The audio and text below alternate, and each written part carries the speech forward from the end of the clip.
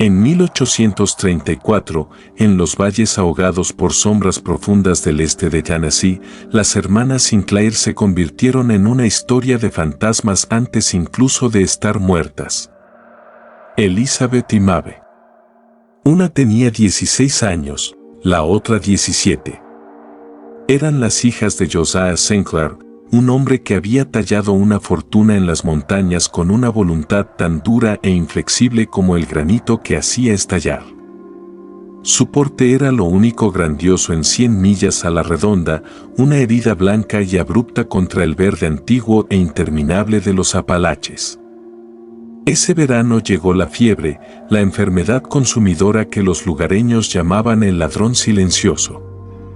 Se movía como un fantasma por las dispersas granjas, robando el aliento y la luz de sus víctimas. En una semana se llevó a la madre de las chicas y luego vino por ellas. El médico del pueblo, un hombre práctico sin tiempo para sentimentalismos, hizo su última visita, su rostro una máscara de sombría finalidad. Le dijo a Josiah que hiciera las paces, que llamara al carpintero para medir a sus hijas para sus ataúdes. No había nada más que la medicina pudiera hacer. Las muchachas eran espectros, su piel translúcida, su respiración un susurro superficial y entrecortado. El pueblo esperaba. Observaban la mansión Sinclair buscando el inconfundible signo de un crespón negro en la puerta. Pero nunca apareció. En su lugar, Josiah Sinclair hizo algo que desafiaba toda razón, toda cordura. Atrancó las grandes puertas de roble desde dentro. Atravesó las ventanas con barras. Envió a los sirvientes lejos, a todos menos a una anciana unida a él por una deuda de sangre.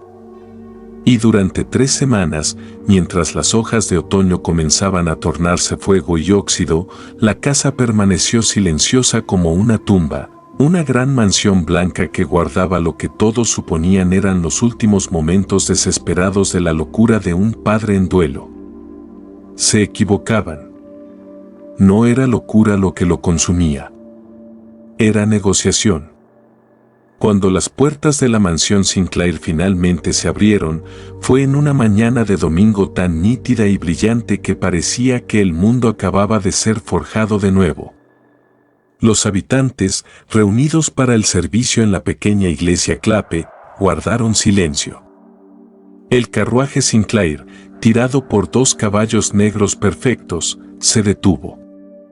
Primero emergió Josiah, su rostro pálido pero sereno, sus ojos ardiendo con una luz triunfante, casi aterradora. Y luego ayudó a bajar a sus hijas. Elizabeth, Maeve. La enfermedad había desaparecido. No solo desaparecida, sino borrada como si nunca hubiera existido. Los huecos en sus mejillas estaban llenos de un rubor rosado y vibrante.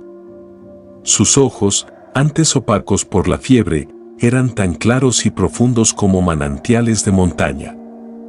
No solo estaban curadas, estaban perfeccionadas. Se movían con una gracia serena y onírica, sus idénticos vestidos blancos sin mancha del polvo del camino. Un jadeo colectivo recorrió la congregación. Un milagro. Dios había perdonado a las hermanas Sinclair. Una ola de asombro y alivio barrió el valle, pero no para todos. El nuevo pastor, un joven de Boston llamado Thomas Blackwell, sintió algo completamente diferente. Mientras las hermanas flotaban dentro de la iglesia, sus rostros fijos en serenas e idénticas sonrisas, sintió una frialdad tan profunda que fue como un golpe físico. No estaba viendo a 2 chicas salvadas de la muerte. Estaba viendo a 2 chicas retiradas de ella. Había en ellas una quietud, una placidez aterradora que no pertenecía a los vivos. Era la belleza impecable e inerte de una escultura de mármol. Más tarde escribiría en el diario privado que se convertiría en su obsesión. No vi la mano de Dios en su recuperación. Vi un contrato firmado en la oscuridad. Habían estado en el precipicio del cielo o del infierno, y alguna tercera parte había intervenido, arrastrándolas no de regreso al mundo de los vivos, sino de lado, a un lugar donde tales destinos ya no aplicaban. En las semanas siguientes, el reverendo Blackwood comenzó su crónica secreta, un documento que sabía que podría hacerlo tachar de hereje o algo peor. Observó a las hermanas Sinclair y el hermoso milagro imposible comenzó a desmoronarse en un silencioso y creciente horror. Estaban presentes, pero no allí. Asistían a reuniones sociales, sus sonrisas nunca flaqueando, su belleza un espectáculo constante y sobrecogedor, pero sus conversaciones eran extrañas. Hablaban de recuerdos de antes de la enfermedad, relatando historias con una claridad perfecta e inquietante, como una representación teatral repetida por milésima vez. Pero parecían incapaces de formar un nuevo pensamiento, una nueva opinión. Sus mentes, como sus cuerpos, habían sido restauradas a un momento perfecto en el tiempo y luego congeladas. Estaban atrapadas en el verano de sus 17 y 16 años. Un rumor histórico susurrado de ese periodo, encontrado garabateado en los márgenes de un almanaque local, dice: las chicas Sinclair son como una canción atrapada en el aire. Las notas son hermosas, pero nunca se resuelven. Simplemente quedan allí para siempre.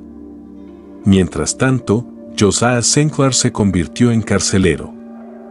Completó un alto muro de piedra alrededor de toda su propiedad, coronado con afiladas púas de hierro. La mansión, que alguna vez fue símbolo de su éxito mundano, era ahora una prisión diseñada para mantener al mundo afuera y a sus perfectas e inmutables hijas adentro.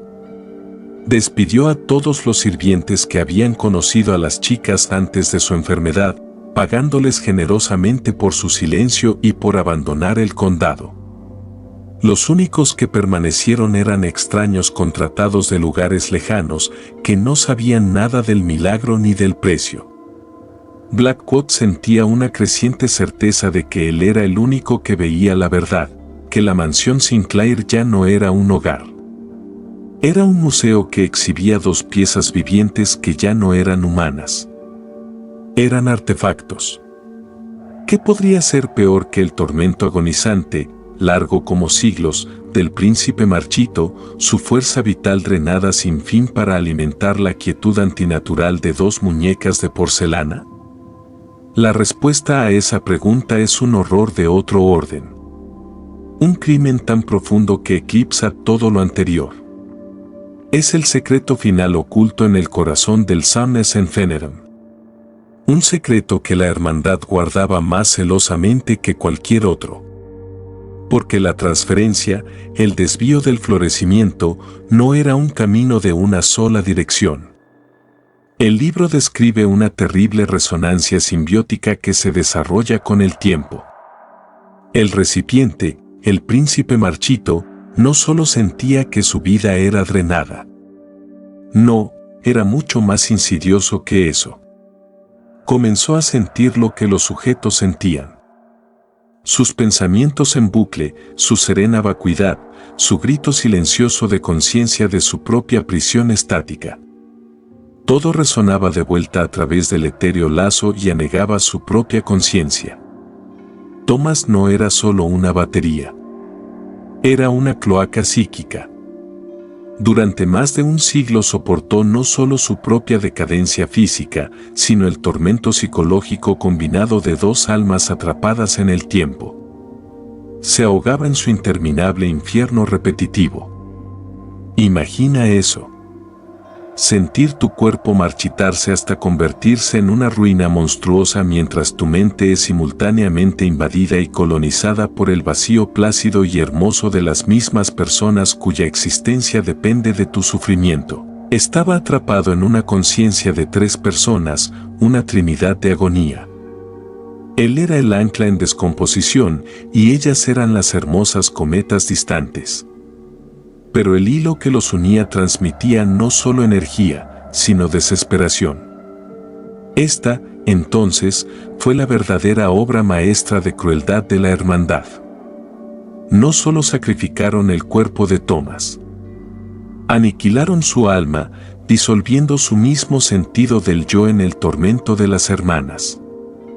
Era un fantasma mucho antes de morir.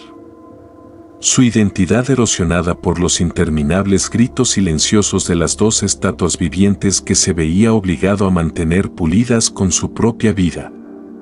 Cuando el primer año se convirtió en 5 y luego en 10, lo extraño de las hermanas Sinclair se volvió un hecho grotesco e innegable en la vida del valle.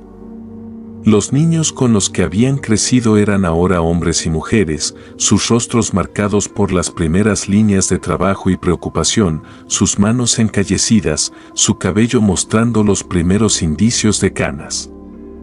Se casaron, tuvieron hijos y vieron a esos hijos crecer. Pero Elizabeth y Meg Sinclair permanecían intactas, tan prístinas y perfectas como el día en que salieron de su habitación de enfermas. Eran dos figuras de una fotografía desvaída, de algún modo caminando y respirando en un mundo que seguía adelante sin ellas. Si esta historia ya te tiene con la piel de gallina, dale like y suscríbete al Legado del Miedo. Y deja un comentario con tu teoría, quiero saber si ves algo que los demás no. La admiración del valle se agrió en una especie de temeroso resentimiento. Ya no eran vistas como bendecidas. Eran vistas como antinaturales, una afrenta al orden correcto de las cosas. El diario del reverendo Blackwood de este periodo está lleno de observaciones frenéticas y obsesivas. Anota que la moda de las hermanas nunca cambió. Continuaban vistiendo los estilos de la década de 1830 bien entrada la de 1840. Su vocabulario, sus referencias, sus bromas, todo congelado.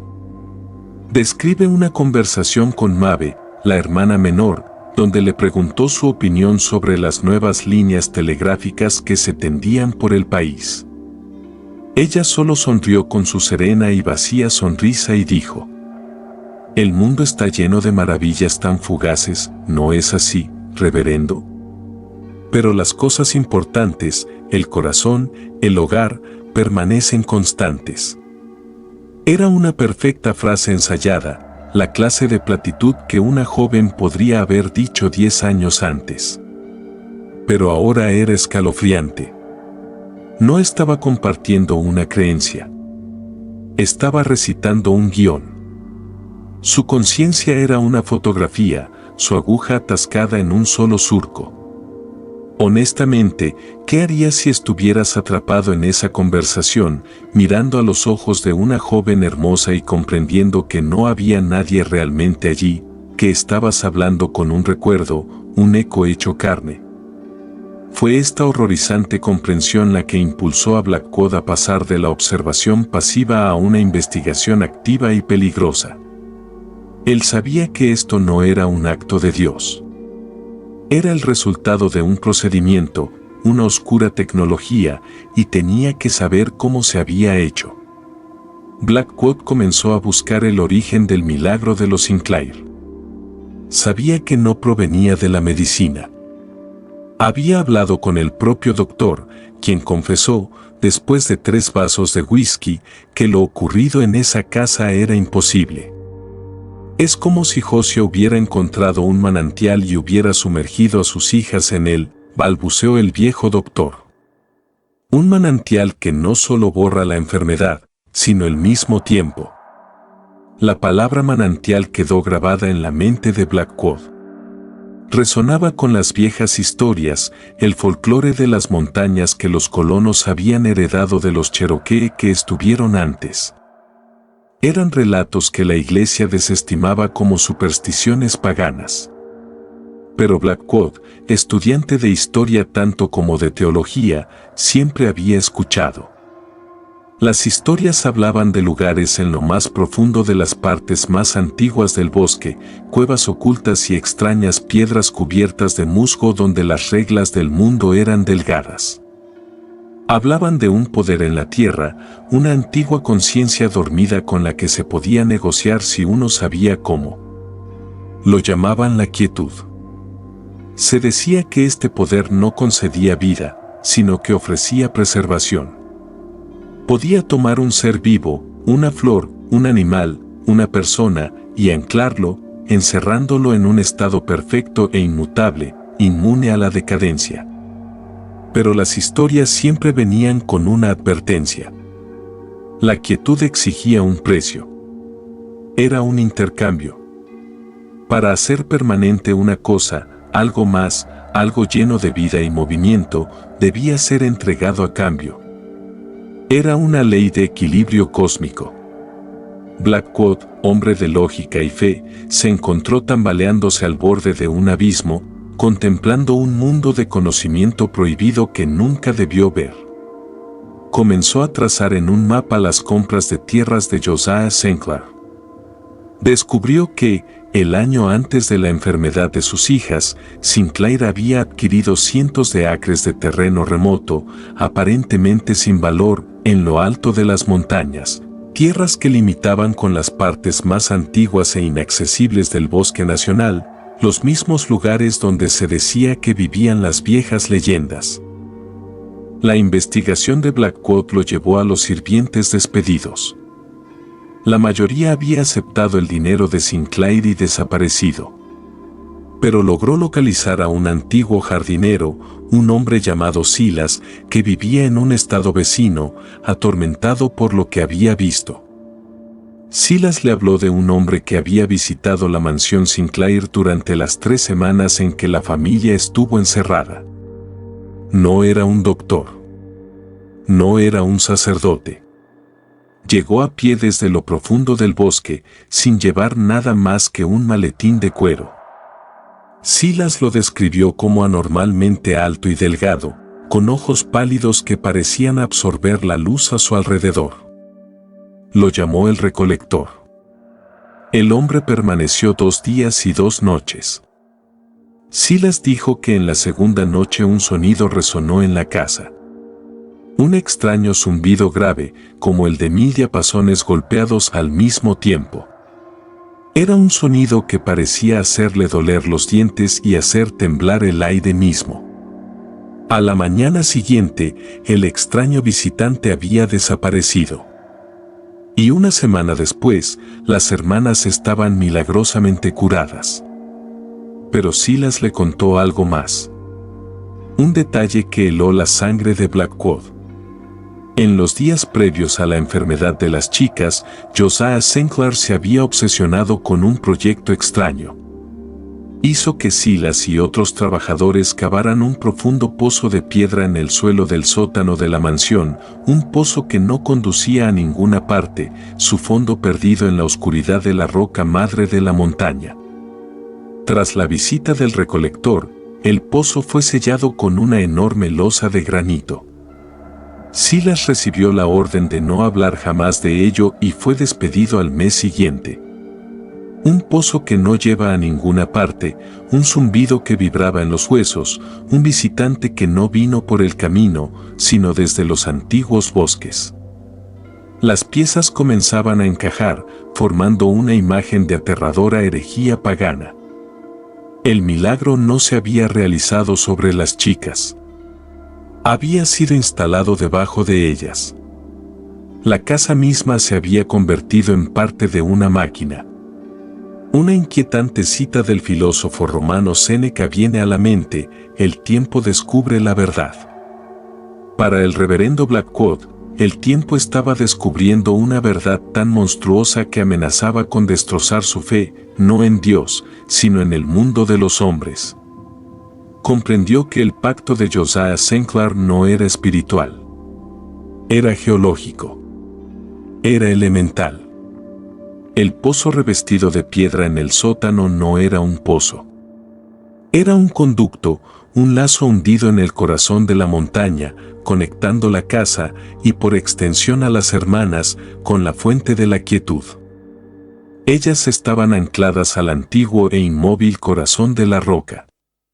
Su inmunidad al tiempo provenía de la misma permanencia geológica de la montaña. Pero, ¿cuál era el precio? ¿Qué se estaba entregando a cambio? Blackwood comenzó a notar un cambio sutil pero profundamente inquietante en la propiedad Sinclair. La tierra, antes fértil y exuberante, parecía cansada. Los antiguos robles que bordeaban el camino de entrada parecían inclinarse, sus hojas tornándose de un amarillo enfermizo mucho antes del otoño. El canto de los pájaros se volvió más tenue. Las ardillas y los ciervos que antes merodeaban por la propiedad desaparecieron. Era como si una lenta plaga invisible irradiara desde la mansión, drenando la fuerza vital misma de la tierra. Blackwood lo comprendió entonces, con una oleada de náusea, el precio era la vida misma. No un solo sacrificio dramático, sino un drenaje parasitario lento y constante. Para mantener a sus dos hijas en un estado de florecimiento artificial perfecto, Josiah Sinclair las había atado a un poder que se alimentaba de la vitalidad del mundo que las rodeaba. La mansión Sinclair era una herida en el paisaje, un lugar donde el ciclo natural de la vida y la muerte había sido roto, y la propia tierra pagaba el precio con una lenta y agonizante muerte.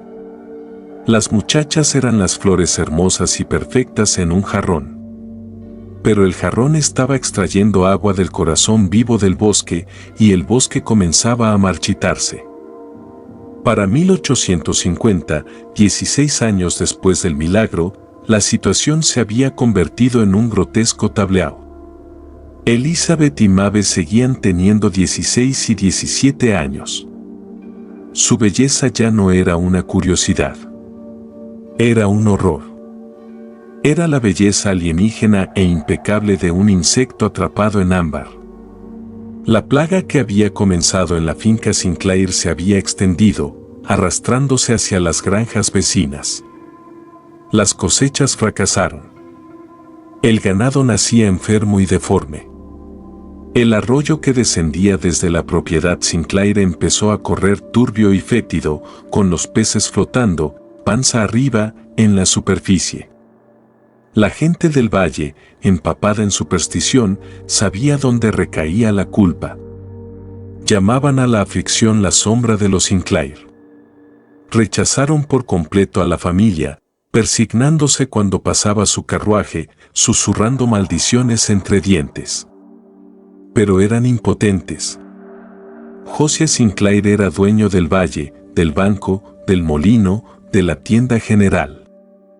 Hablar en su contra era arriesgarse a la ruina. Los tenía atrapados en una jaula de dependencia económica, obligándolos a vivir con las consecuencias de su oscuro pacto. Blackwood, ahora un hombre de mediana edad, con el cabello entrecano, sentía el peso de su solitario conocimiento aplastándolo. Intentó advertir a la gente, explicar lo que sospechaba. Lo llamaron fanático, un loco obsesionado con los Sinclair. Su congregación disminuyó. Los ancianos de la iglesia lo censuraron formalmente por su obsesión poco cristiana y por difundir chismes temerosos. Estaba siendo aislado, igual que Finch antes que él. El sistema, incluso en ese remoto valle, protegía a los poderosos. Prefería una mentira cómoda a una verdad aterradora. En su diario, Blackwood escribió una frase que atraviesa el corazón. He visto el rostro del mal, y no es un demonio con cuernos y cola bifurcada. Es el rostro de un padre que ama tanto a sus hijas que alimentaría al mundo entero a pedazos para que ellas nunca se marchen. El punto de quiebre para Blackwood llegó durante una brutal tormenta invernal en 1852. Fue llamado al lecho de un granjero moribundo, uno de los pocos que aún confiaba en él. La granja del hombre colindaba con la propiedad Sinclair. Su familia se moría de hambre. La plaga lo había arrebatado todo. Mientras el hombre agonizaba, confesó algo al reverendo. Él y su hijo mayor habían entrado a escondidas en la propiedad Sinclair una semana antes, desesperados en busca de casa, de cualquier cosa que comer. Se habían acercado a la mansión, más de lo que nadie lo había hecho en años, y vieron a las hermanas. Nevaba intensamente, una ventisca que había enterrado el valle bajo un profundo manto blanco. Pero las muchachas, Elizabeth y Maeve, estaban afuera, en el jardín formal, vestidas con finos vestidos blancos, aparentemente inmunes al frío helado.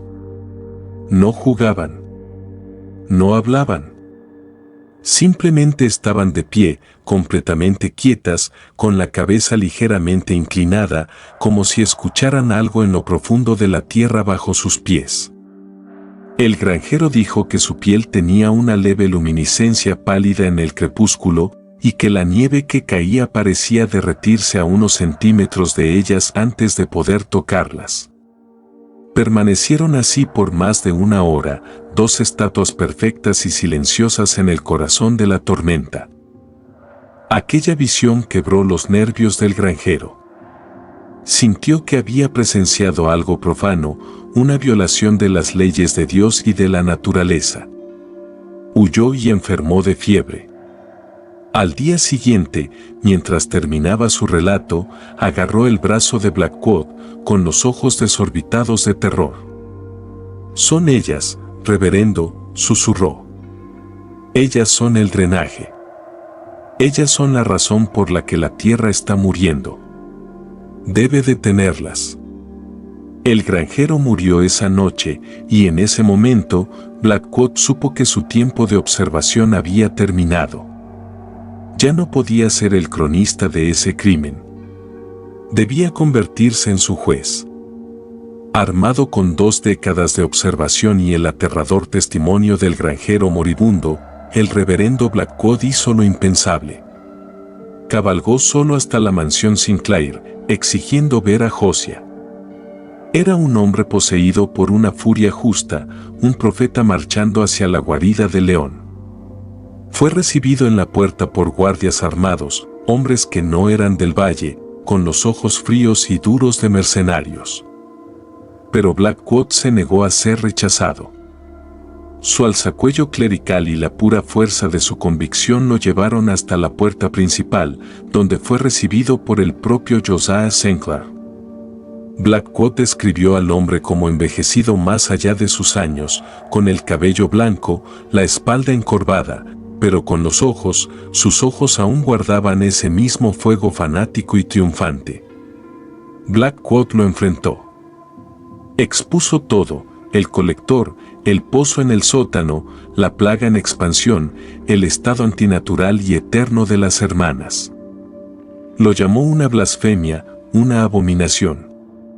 Le rogó a Josiah que confesara, que se arrepintiera, que rompiera el pacto y liberara a sus hijas y a la tierra de esa condena viviente. Josiah Sinclair escuchó, su expresión sin cambiar jamás. Cuando Blackwood terminó, exhausto y tembloroso, Josiah simplemente sonrió, una sonrisa fina, sin sangre. «Usted ve una maldición, reverendo», dijo, su voz un susurro seco. «Yo veo un triunfo de la voluntad. He conquistado la mayor de las tiranías. He conquistado el tiempo. Mis hijas son perfectas. Siempre serán perfectas. Y si el mundo debe marchitarse un poco para preservar su belleza, considero que es un trato bien hecho». Luego llamó a sus hijas al gran vestíbulo. Elizabeth y Maeve aparecieron, sus rostros serenos, sus movimientos gráciles. «Niñas», dijo Josiah con calma, «el reverendo cree que ustedes son infelices». Ellas volvieron sus ojos plácidos y hermosos hacia Blackwood y, juntas, con una voz suave, melódica, perfectamente sincronizada, dijeron: «Nunca hemos sido más felices, reverendo». Fue lo más escalofriante, lo más inhumano que Blackwood había presenciado. No era una respuesta. Era una transmisión. La confrontación quebró algo en Blackwood. La negación perfectamente ensayada de las hermanas, la fría y descarada confesión de su padre. Era un muro de maldad que no podía atravesar. Fue escoltado fuera de la propiedad con una última y tranquila advertencia de Josiah.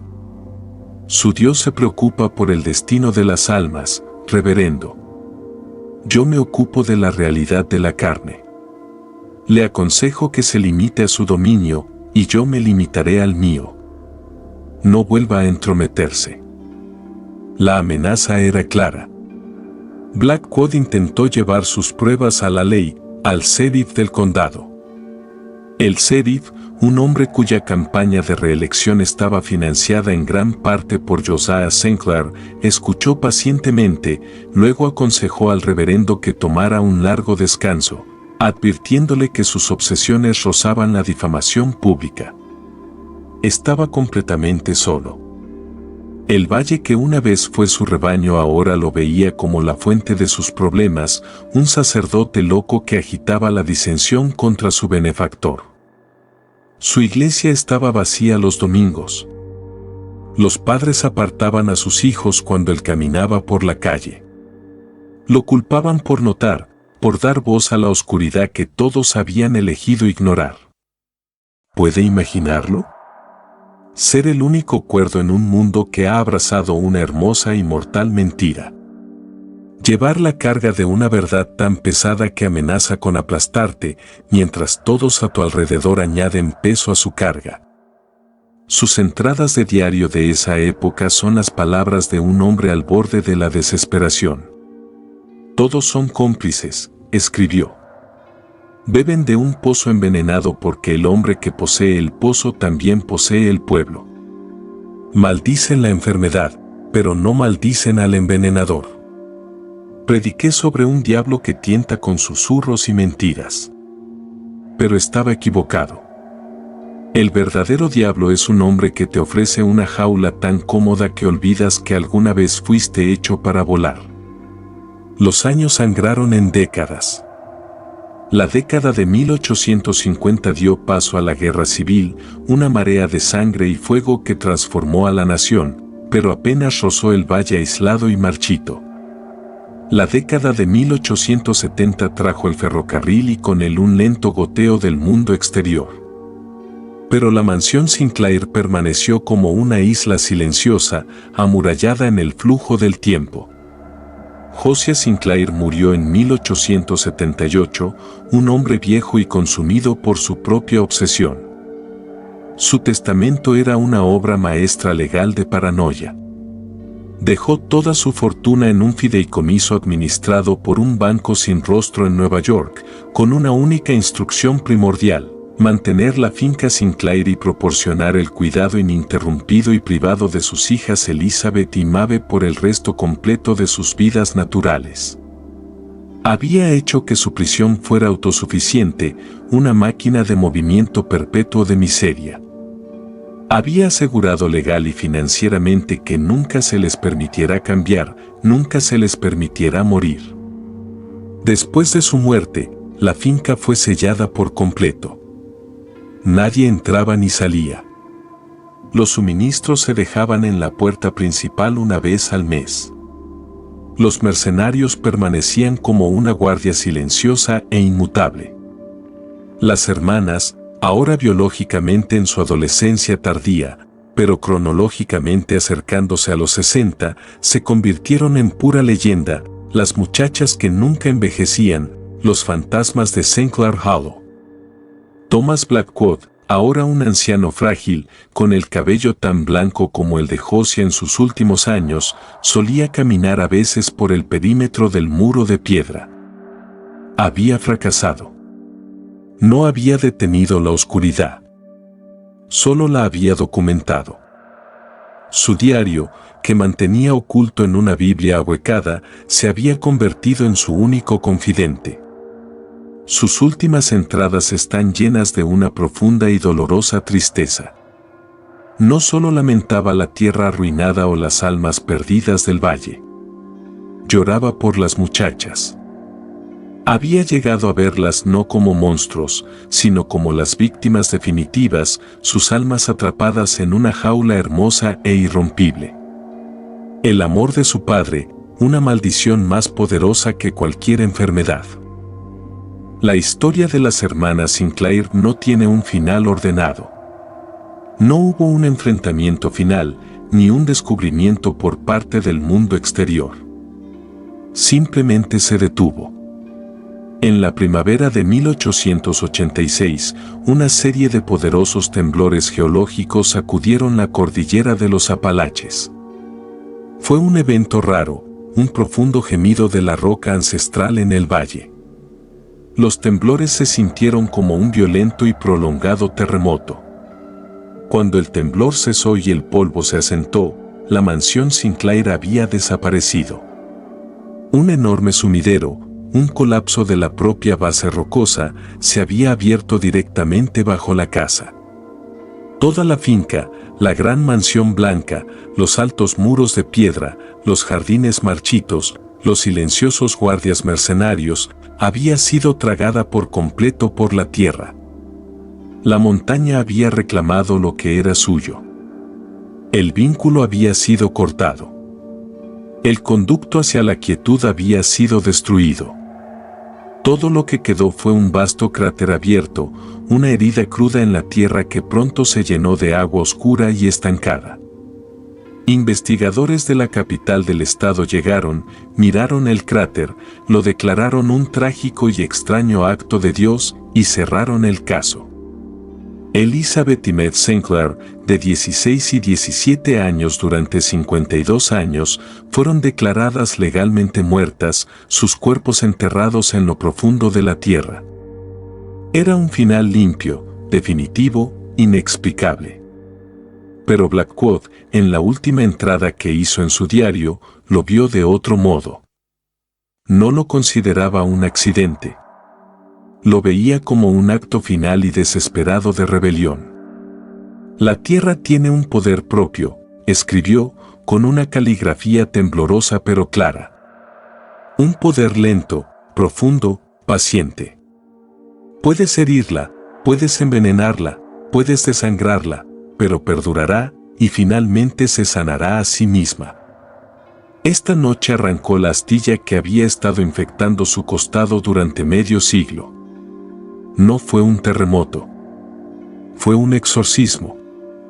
Y así la historia se convirtió en una nota al pie, luego en una leyenda, y después en nada. El reverendo Thomas Blackwood murió 2 años después del colapso.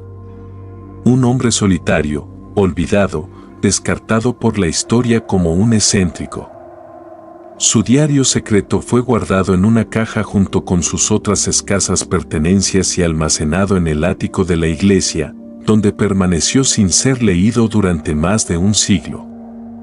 El cráter en la colina pasó a conocerse como Sinclair's Hollow, o más ominosamente, el lugar hundido.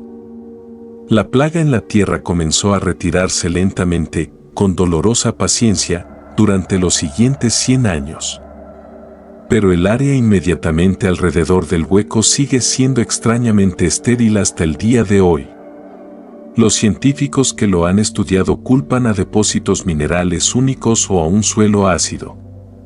Tienen explicaciones racionales y científicas. Pero los lugareños saben la verdad. Dicen que nada crece allí porque el suelo mismo recuerda el hambre de la quietud.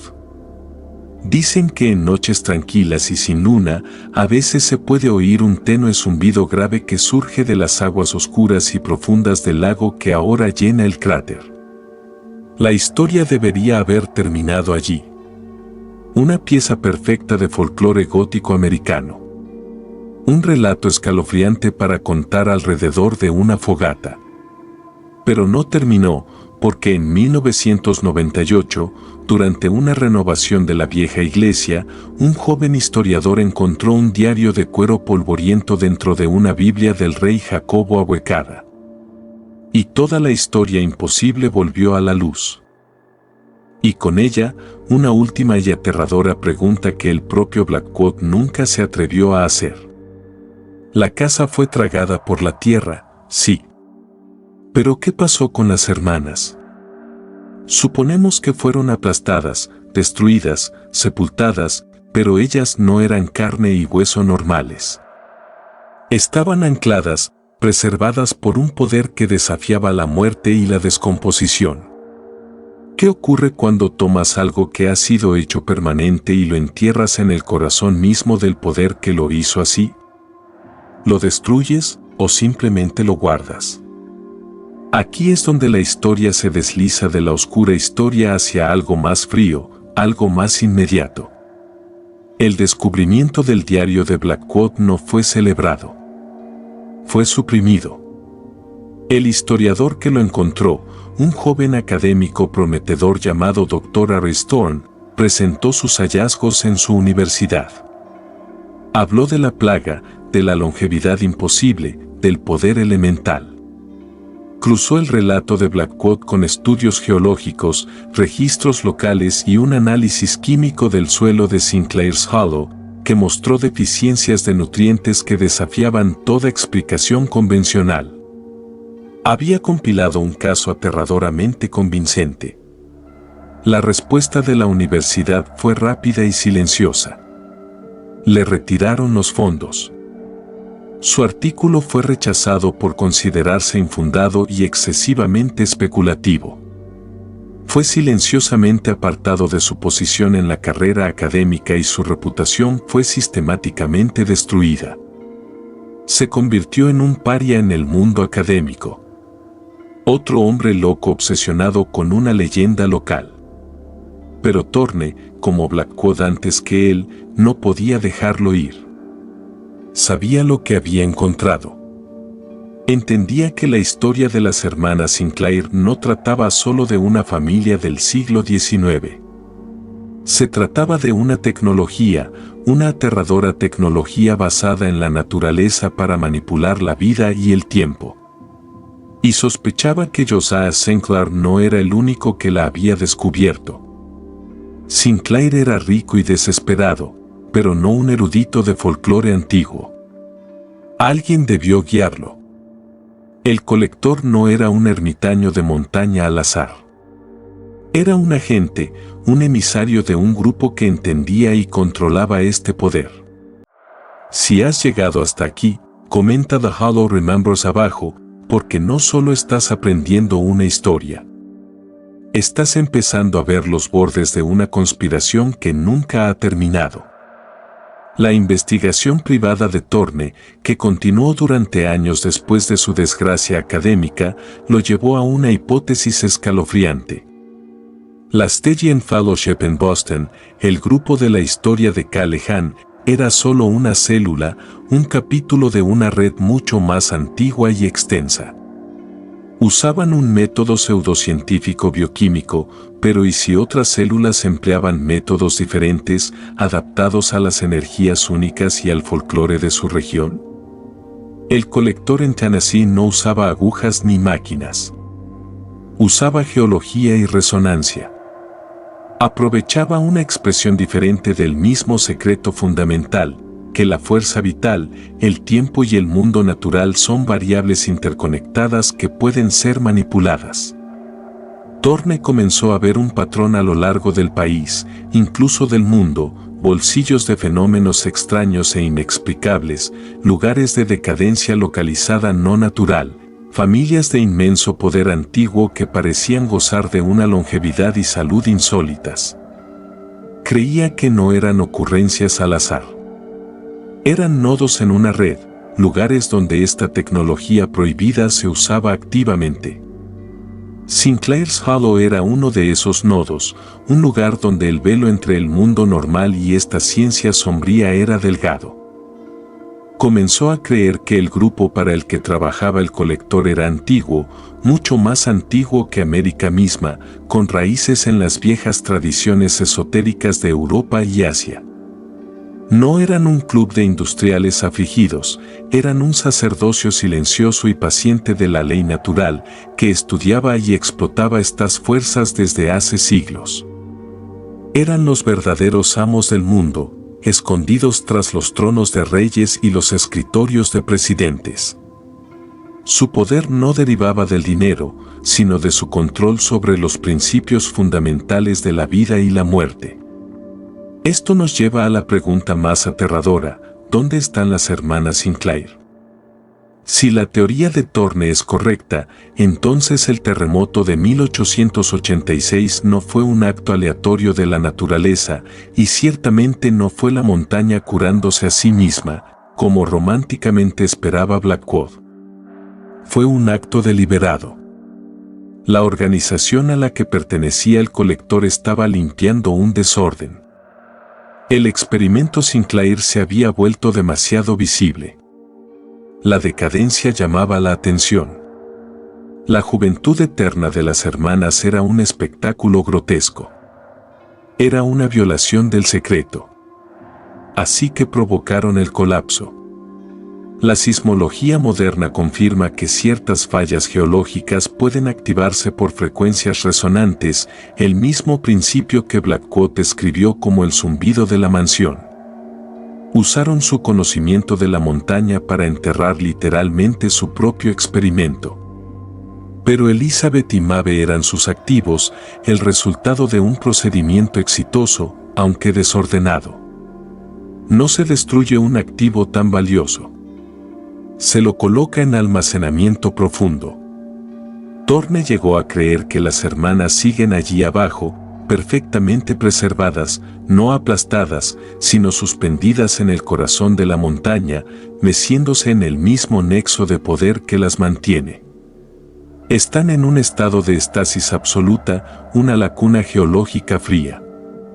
Son bellezas dormidas en una tumba de granito y tiempo, esperando. ¿Esperando qué? Esperando ser recuperadas. Esperando un momento en que la organización las necesite de nuevo. Quizás como prueba de concepto, quizás como fuente de estudio, o quizás, y este era el pensamiento más inquietante de Thorne, sus cuerpos, tras un siglo de marinar en esa energía elemental, se hayan convertido en algo completamente distinto. Ya no son solo humanos preservados.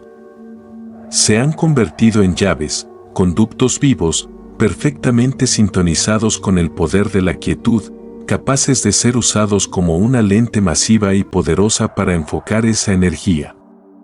Ya no son solo un experimento. Son el posible detonante de un arma. La historia ahora descansa sobre los hombros de estos dos cronistas obsesivos, separados por un siglo, un párroco del siglo XIX y un académico desacreditado del siglo XXI. Ambos fueron destruidos por decir una verdad que el mundo no estaba listo para escuchar. El diario de Blackwood nos da el qué. La investigación de Thorne nos da el por qué. Blackwood vio un horror gótico localizado. Thorne vio la huella de una conspiración global y atemporal. Pero el elemento más humano, el que se pierde en las grandes teorías, es la experiencia de las propias hermanas. ¿Cómo fue ser Elspeth y Maeve? Durante 52 años, despertaron cada día en el cuerpo de una adolescente, mientras sus mentes, atrapadas en ese mismo ámbar, no podían procesar verdaderamente el paso del tiempo. El mundo fuera de sus muros cambiaba. Para ellas, siempre era 1834. Eran, en el sentido más literal, prisioneras del pasado. Blackwood las veía como víctimas de su padre. Thorne las veía como activos de una organización sombría. Pero, ¿y si eran algo más? ¿Y si durante medio siglo, alguna parte de su conciencia, alguna parte más profunda y resistente del espíritu humano, comenzó a resistirse? La historia del granjero sobre ellas paradas en la nieve escuchando la tierra, lo vemos como inquietante y no humano. Pero, ¿y si era un acto de comunicación? ¿Y si durante las décadas habían aprendido a sentir el poder al que estaban atadas? ¿Y si no solo lo escuchaban, sino que intentaban influir en él? La historia oficial dice que la organización provocó el terremoto para ocultarlas.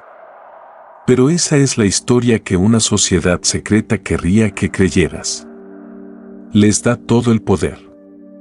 Pero, ¿y si mienten? ¿Y si la primera intuición romántica de Blackwood era correcta?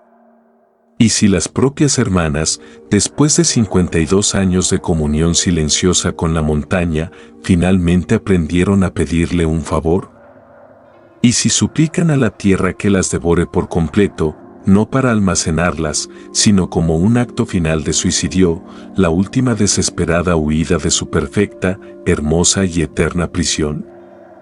Esta posibilidad de que las hermanas no fueran víctimas pasivas, sino agentes activas de su propia historia, lo cambia todo. Las redefine de muñecas de porcelana a figuras trágicas y poderosas de resistencia. Considera las implicaciones psicológicas, estar atrapadas en un estado atemporal, pero con suficiente autoconciencia para odiarlo. Pasar 50 años en una guerra silenciosa interna contra su propia perfección. Es una historia de resistencia y valentía casi inimaginables. Esta teoría se apoya en un pequeño detalle pasado por alto en el diario de Blackwood. En su relato de la confrontación final con Josiah Sinclair, describe el momento en que las hermanas dicen su línea ensayada: "Nunca hemos sido más felices, reverendo". Observa sus voces sincronizadas, sus sonrisas plácidas, pero añade un detalle más. Mientras hablaban, vio la mano de Elspeth, la hermana mayor, escondida en los pliegues de su vestido. Su puño estaba apretado con tanta fuerza que los nudillos se veían blancos como el hueso.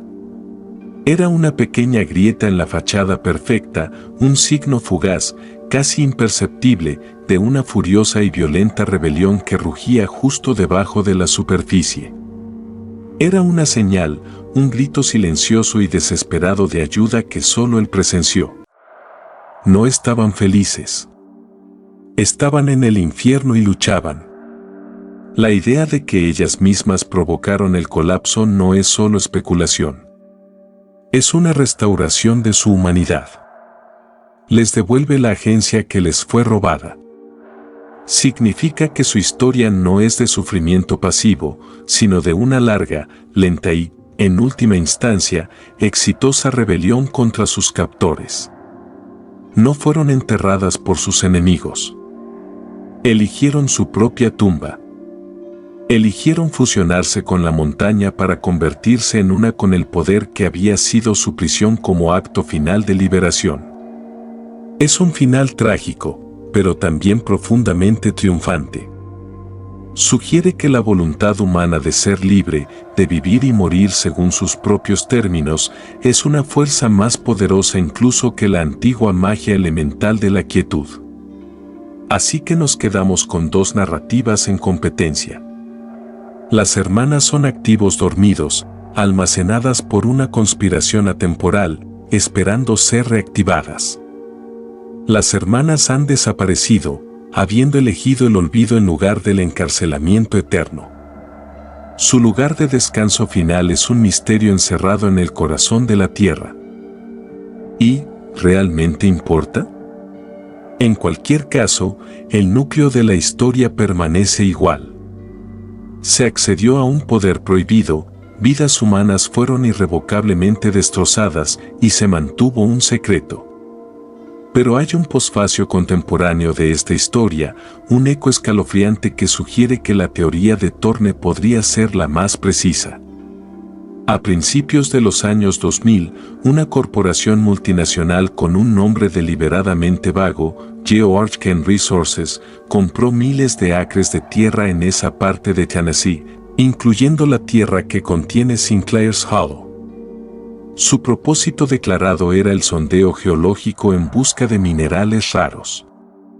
Han bloqueado todo acceso público a la zona. Los activistas locales que han intentado protestar contra la industrialización del bosque se han encontrado con un muro de resistencia legal y política que parece desproporcionado para una simple operación minera. Imágenes de drones tomadas ilegalmente por los manifestantes muestran una enorme instalación de investigación de última generación siendo construida en lo profundo del bosque, no muy lejos del Halo. Pero no muestra señales de minería, ni minas a cielo abierto, ni excavaciones.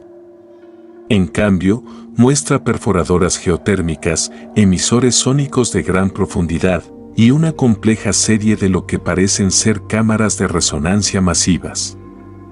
No están excavando minerales. Están perforando para otra cosa. Están conectándose con la montaña. Están intentando acceder al conducto. Están intentando despertar algo o a alguien. La organización para la que trabajaba el coleccionista no ha olvidado sus activos. Después de más de un siglo, están regresando para recogerlos. Paremos y consideremos la psicología de un hombre como Josiah Sinclair. Lo presentamos como un villano, un monstruo que sacrificó al mundo por sus hijas. Pero en su propia mente, era un héroe. Era un padre que hizo lo que cualquier progenitor amoroso haría. Se negó a dejar morir a sus hijos. Simplemente tenía acceso a un poder que le permitía hacer cumplir esa negativa. Una cita perturbadora del mundo real del autor H.P. Lovecraft parece apropiada aquí: la emoción más antigua y fuerte de la humanidad es el miedo. Y el miedo más antiguo y fuerte es el miedo a lo desconocido. Las acciones de Sinclair fueron impulsadas por el miedo humano más primario, el miedo a la pérdida. No podía enfrentar lo desconocido de la muerte, así que eligió lo conocido de un estado permanente de vida. ¿Cuántos de nosotros, si tuviéramos la misma elección, seríamos lo suficientemente fuertes para negarnos? Si un hombre con un abrigo oscuro te ofreciera un interruptor que congelara a tu hijo perfecto y saludable en ese momento para siempre, garantizando que nunca sufriría, nunca se enfermaría, nunca moriría, ¿no te sentirías tentado? La historia de los Sinclair no es solo un cuento de dioses de la montaña y conspiraciones antiguas. Es una parábola sobre el poder aterrador y destructivo de un amor que se niega a dejar ir. Es un amor que se convierte en una forma de posesión. Un amor que dice: no cambiarás. No me dejarás. No morirás. Permanecerás tal como eres. Un recuerdo perfecto para siempre. Este amor posesivo es la verdadera plaga, el verdadero veneno.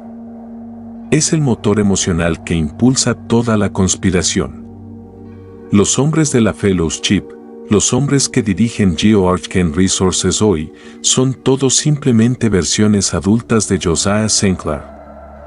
Son hombres poderosos, aterrorizados, usando sus inmensos recursos para construir un mundo que nunca cambiará, un mundo que nunca los desafiará, un mundo donde nunca tendrán que decir adiós.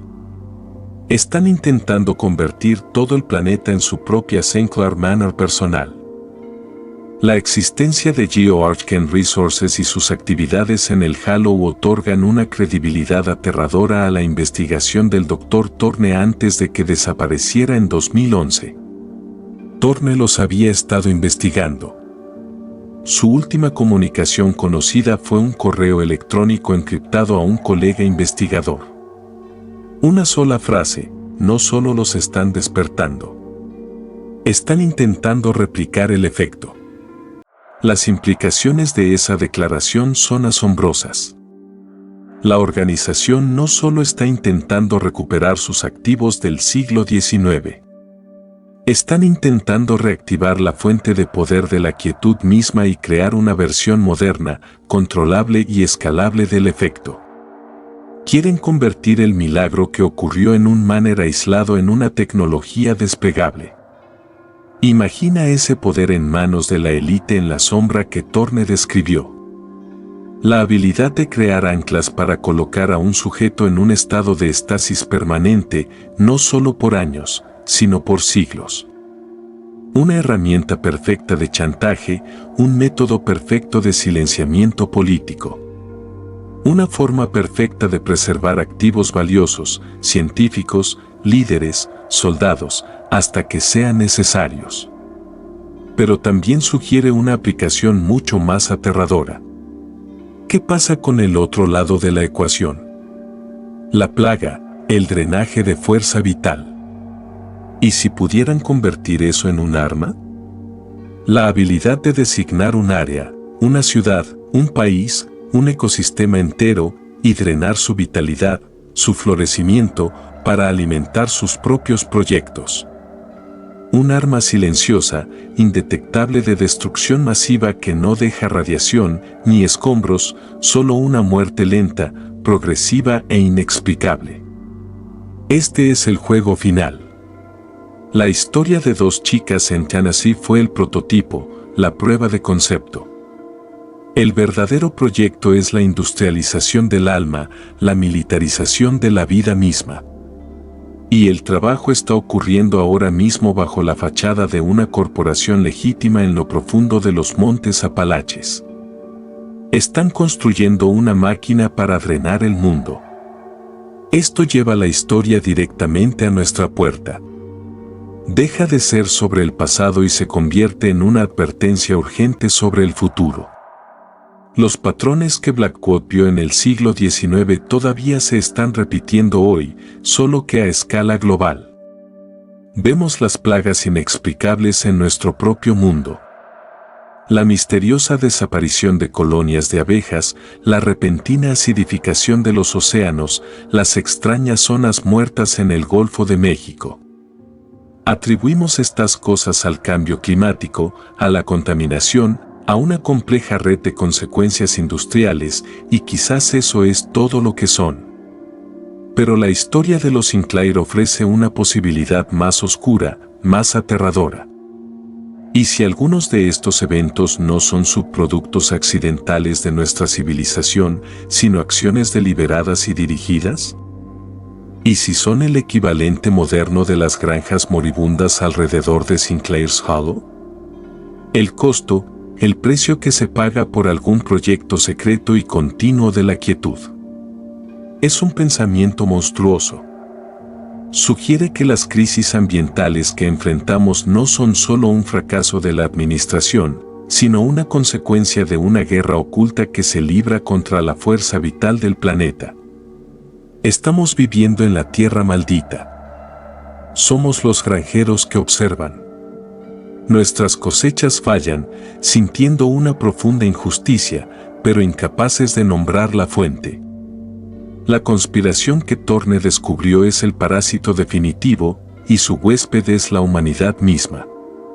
Se ha adherido a las arterias de nuestro mundo y lentamente nos está drenando mientras estamos distraídos por el teatro político y las disputas sociales que ayuda a crear. Es el crimen perfecto que ocurre en todas partes a la vez, visible solo como una serie de síntomas desconectados e inexplicables. Han escondido su vampirismo a plena vista, llamándolo progreso. Debemos considerar la fuente de este poder, la quietud. Blackwood la vio a través de un lente cristiano como algo pagano y demoníaco. Thorne la vio como un principio científico, una forma no explotada de energía geológica. Pero ¿y si es algo más? ¿Y si las leyendas Cherokee estaban más cerca de la verdad? ¿Y si la montaña misma es de alguna manera consciente? No consciente en el sentido humano, sino una inteligencia geológica lenta y antigua, una entidad que ha estado durmiendo por eones. Josiah Sinclair y el coleccionista no solo accedieron a una fuente de energía, perturbaron a un dios dormido. Hicieron un trato con un ser cuyos motivos y moralidad son totalmente ajenos a nosotros. El acuerdo no fue una negociación. Fue una infección. El poder de la quietud se filtró en nuestro mundo a través del conducto en el sótano de los Sinclair y se ha estado expandiendo desde entonces a través de la red de esta organización secreta. Esta entidad no desea riqueza ni poder en el sentido humano. Su objetivo puede ser mucho más simple y mucho más aterrador. Desea lo que es, quietud, permanencia y un fin al ciclo caótico, desordenado e impredecible de la vida, la muerte y el cambio. Su objetivo último puede ser convertir todo el mundo vibrante y vivo en un artefacto perfecto, silencioso e inmutable, una exhibición de museo a escala planetaria. La organización, en su arrogante creencia de que están controlando este poder, puede no ser más que sus agentes inconscientes. Los sumos sacerdotes de un culto al que ni siquiera saben que pertenecen. Creen que están logrando la inmortalidad. Pero en realidad son solo el equipo avanzado de una entropía cósmica. Un apocalipsis lento de cero absoluto. Son los heraldos de un silencio venidero que consumirá todo. Y el débil zumbido de Sinclair's Hollow no es el sonido de una máquina. Es el sonido de un dios comenzando a agitarse en su sueño. Si hay algo que debes llevarte de esta historia, que sea esto: el poder que no se entiende no es poder en absoluto. Es una correa. Josiah Sinclair pensaba que era el dueño del destino de su familia. La organización, desde la Stygian Fellowship hasta GeoArchcan Resources, cree que es dueña del destino humano. Pero todos ellos solo están sosteniendo la correa de una vasta entidad incognoscible, engañándose a sí mismos al pensar que son quienes tienen el control. Son como niños jugando con un reactor nuclear, convencidos de que es una caja de juguetes mágica que concede deseos. La historia de las hermanas Sinclair es una advertencia que se repite a través del tiempo. Desde el diario de un párroco solitario hasta los archivos cifrados de un académico deshonrado, nos advierte que las mayores amenazas no son las que vemos venir. Son las que han estado aquí todo el tiempo, durmiendo bajo nuestros pies, esperando que una mano codiciosa y desesperada alcance la oscuridad y tome el cebo. Nos advierte que nuestro deseo de permanencia, nuestro miedo a la muerte, nuestro amor posesivo y aferrado, estas son las vulnerabilidades que la verdadera oscuridad del mundo explota. El coleccionista, el hombre inmóvil del bosque. No es solo un personaje en una historia. Es un arquetipo. Es el susurro en el oído de toda persona desesperada en todas las épocas, ofreciendo una solución perfecta, simple e imposible al dolor de ser humano. Ofrece un mundo sin pérdida. Y el precio siempre es el mismo, un mundo sin vida. No solo estás observando esto. Te estás convirtiendo en parte de este testimonio. El conocimiento ahora es tuyo. Y lleva un peso. El peso de ver el mundo como realmente es, una cosa viva, hermosa y frágil, constantemente bajo asedio por un hambre tranquila, paciente y muy antigua. ¿Dónde está entonces el Dr. Harry Thorne? Desapareció en 2011. Fue visto por última vez cerca del pueblo de Gatlinburg, Tennessee, no lejos de la zona protegida alrededor de Sinclair's Hollow. Su coche fue encontrado abandonado en un camino forestal. Su apartamento fue despejado, sus archivos de investigación y computadoras desaparecidos. La policía local realizó una investigación superficial y lo declaró persona desaparecida, probablemente víctima de un accidente en la naturaleza. Pero él era demasiado cuidadoso para eso. Era un planificador meticuloso. Sabía que estaba siendo observado. Como Finch antes que él, había tomado precauciones. Había creado un interruptor de hombre muerto, una serie de paquetes de datos cifrados distribuidos por Internet, programados para liberarse si no lograba reiniciar un temporizador. Esos paquetes son la fuente de gran parte de la información de esta historia. Son su última voluntad y testamento. En sus últimas notas escalofriantes, Thorne especulaba que GeoArchcan Resources había tenido éxito, que habían restablecido la conexión con las hermanas. Creía que las habían sacado de su estasis geológica. Escribió: la pregunta ya no es dónde están, sino cuándo están. ¿Qué quiso decir con eso? Teorizó que la quietud no era solo un poder sobre la descomposición biológica, sino sobre la propia estructura del espacio-tiempo. Que las hermanas no estaban simplemente congeladas a los 16 y 17 años. Eran un ancla al año 1834. Temía que el objetivo de la organización no fuera solo revivirlas, sino usarlas como un conducto temporal para crear un puente hacia el pasado. ¿Por qué? ¿Con qué fin? ¿Para alterar la historia? ¿Para recuperar conocimientos perdidos o para escapar de un futuro que saben que se avecina? Su última hipótesis frenética era que la organización no se estaba preparando para el futuro. Estaban huyendo de él. Habían visto algo, algún cataclismo inevitable en el horizonte. Y todo su proyecto de siglos había sido sobre construir una salida de emergencia, no hacia el espacio, sino hacia el tiempo. Esto eleva la conspiración a un nivel casi imposible de comprender. Ya no se trata de longevidad personal o dominio mundial en el sentido convencional. Se trata de supervivencia a escala que altera especies. La élite en las sombras no está tratando de gobernar el mundo. Está tratando de abandonarlo. Están construyendo un bote salvavidas. Y ese bote salvavidas es el pasado.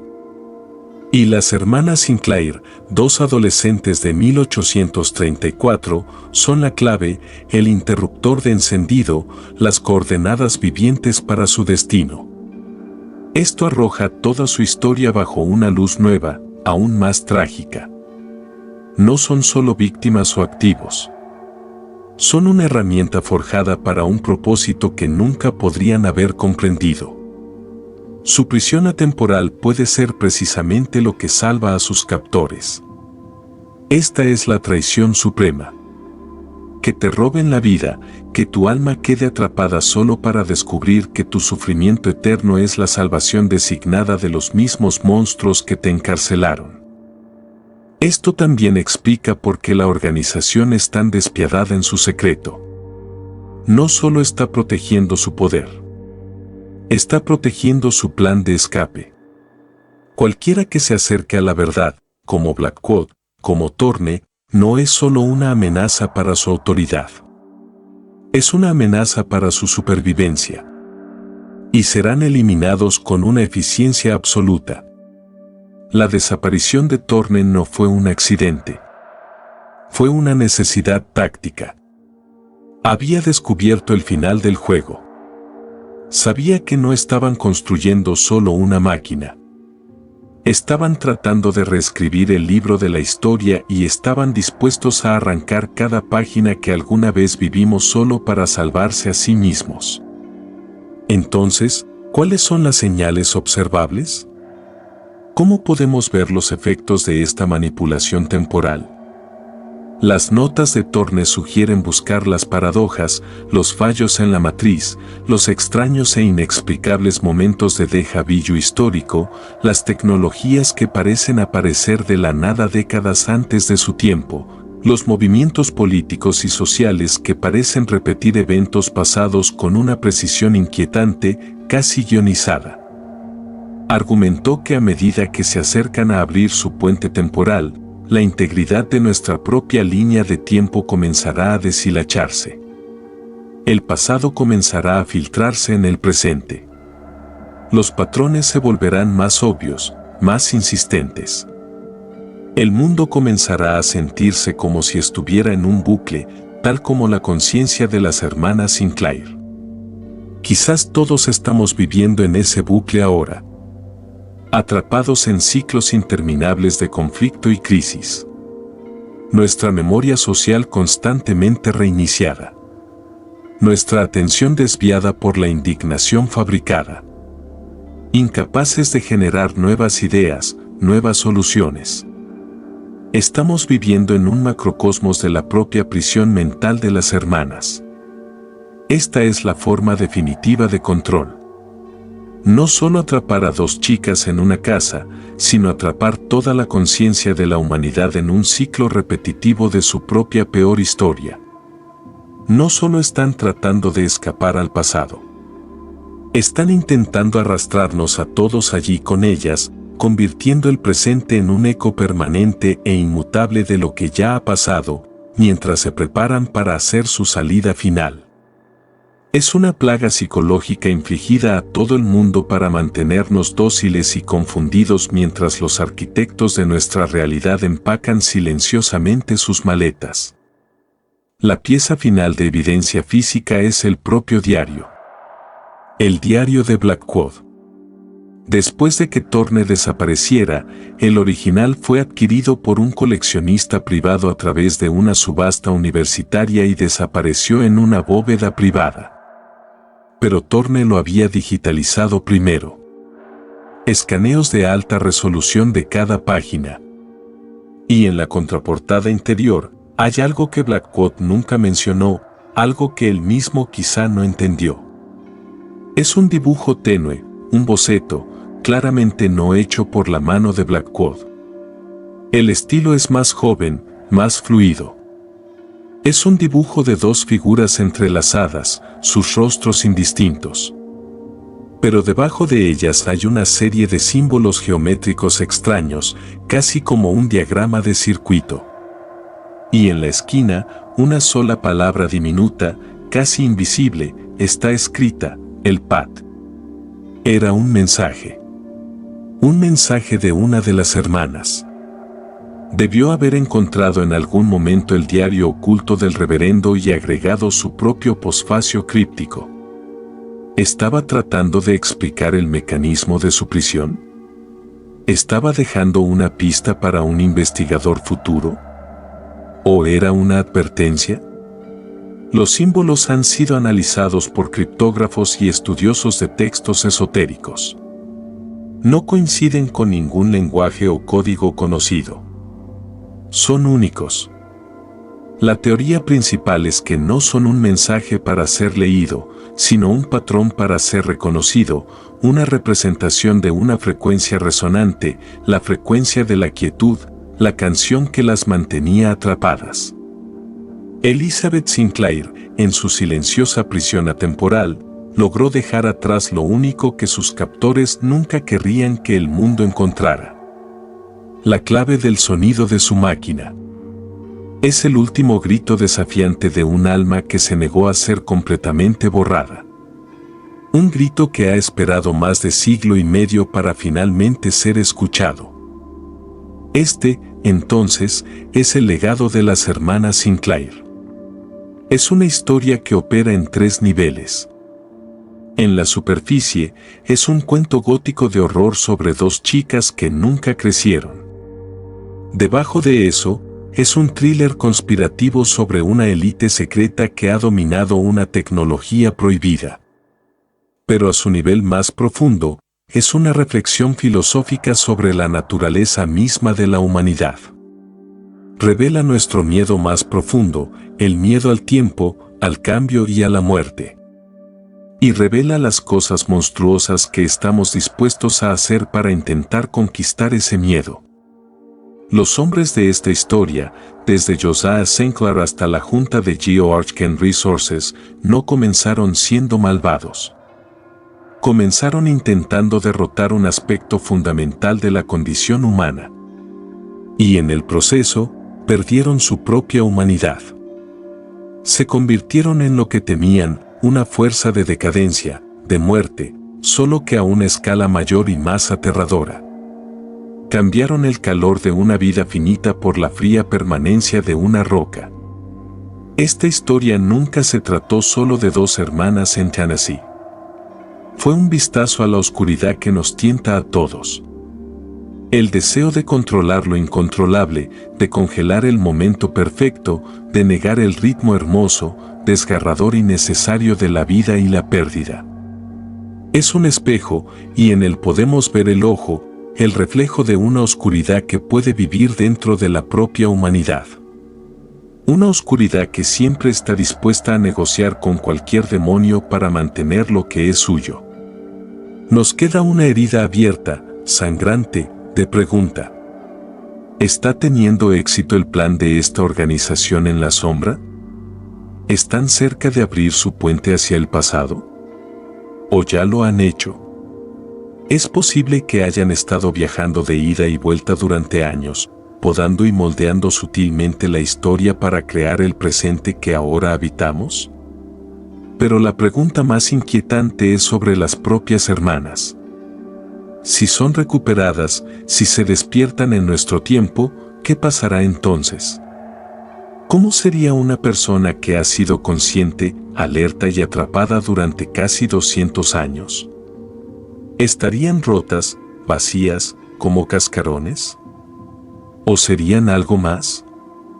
Algo que ha sido forjado en un crisol de sufrimiento silencioso tan profundo que los ha transformado en algo más que humano, con un poder y una perspectiva que no podemos ni imaginar. ¿Se reveló realmente todo lo que sucedió en el diario de Blackwood y en la investigación de Thorne? ¿O la verdadera historia, la historia de las hermanas, permanece oculta en la silenciosa y expectante oscuridad de la montaña? ¿Qué crees que realmente le pasó a Elizabeth y Ned Sinclair? ¿Son víctimas trágicas durmiendo en una tumba escondida? ¿O son algo más? Deja tus pensamientos abajo y suscríbete para más historias no contadas que yacen enterradas justo debajo de la superficie del mundo que crees conocer. La verdad es algo implacable y aterrador. No le importa nuestra comodidad. No le importan nuestras creencias. Simplemente es. Y la verdad de Sinclair's Hollow es una verdad que ha sido suprimida, enterrada e ignorada durante casi 2 siglos. Pero nunca ha desaparecido. Ha estado esperando pacientemente en la oscuridad y en el silencio porque, a veces, los secretos más oscuros de la historia no están enterrados en el pasado. Están durmiendo en la tierra, esperando su llamado para despertar.